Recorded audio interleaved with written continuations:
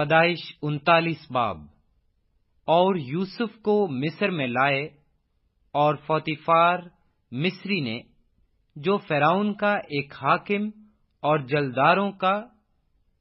جلداروں کا سردار تھا، اس کو اسماعیلیوں کے ہاتھ سے جو اسے وہاں سے لے گئے تھے خرید لیا۔ اور خداوند یوسف کے ساتھ تھا، اور وہ اقبال مند ہوا، اور اپنے مصری آقا کے گھر میں رہتا تھا۔ اور اس کے آقا نے دیکھا کہ خداوند اس کے ساتھ ہے، اور جس کام کو وہ ہاتھ لگاتا ہے، خداوند اس میں اسے اقبال مند کرتا ہے۔ چنانچہ یوسف اس کی نظر میں مقبول ٹھہرا، اور وہی اس کی خدمت کرتا تھا، اور اس نے اسے اپنے گھر کا مختار بنا رکھا۔ اور اس نے اسے اپنے گھر کا مختار بنا کر اپنا سب کچھ اسے سونپ دیا۔ اور جب اس نے اسے گھر کا اور سارے مال کا مختار بنایا، تو خداوند نے اس مصری کے گھر میں یوسف کی خاطر برکت بخشی، اور اس کی سب چیزوں پر جو گھر میں اور کھیت میں تھیں خداوند کی برکت ہونے لگی۔ اور اس نے اپنا سب کچھ یوسف کے ہاتھ میں چھوڑ دیا، اور سوا روٹی کے جسے وہ کھا لیتا تھا، اسے اپنی کسی چیز کا ہوش نہ تھا۔ اور یوسف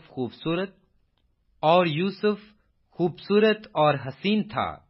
ان باتوں کے بعد یوں ہوا کہ اس کے آقا کی بیوی کی آنکھ یوسف پر لگی، اور اس نے اس سے کہا کہ میرے ساتھ ہم بستر ہو، لیکن اس نے انکار کیا، اور اپنے آقا کی بیوی سے کہا کہ دیکھ، میرے آقا کو خبر بھی نہیں کہ اس گھر میں میرے پاس کیا کیا ہے، اور اس نے اپنا سب کچھ میرے ہاتھ میں چھوڑ دیا ہے۔ اس گھر میں مجھ سے بڑا کوئی نہیں، اور اس نے تیرے سوا کوئی چیز مجھ سے باز نہیں رکھی، کیونکہ تو اس کی بیوی ہے۔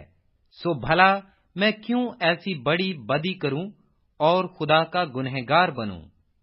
اور وہ ہر چند روز یوسف کے سر ہوتی رہی، پر اس نے اس کی بات نہ مانی کہ اس سے ہم بستر ہونے کے لیے اس کے ساتھ لیٹے۔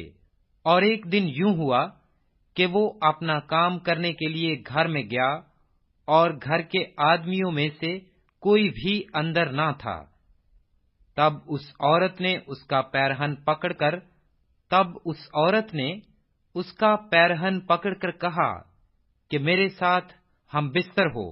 وہ اپنا پیرہن اس کے ہاتھ میں چھوڑ کر بھاگا اور باہر نکل گیا۔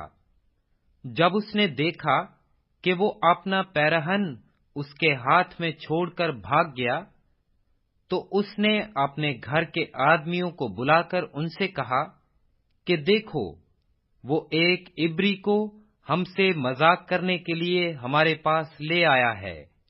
یہ مجھ سے ہم بستر ہونے کو اندر گھس آیا، اور میں بلند آواز سے چلانے لگی۔ جب اس نے دیکھا کہ میں زور زور سے چلا رہی ہوں، تو اپنا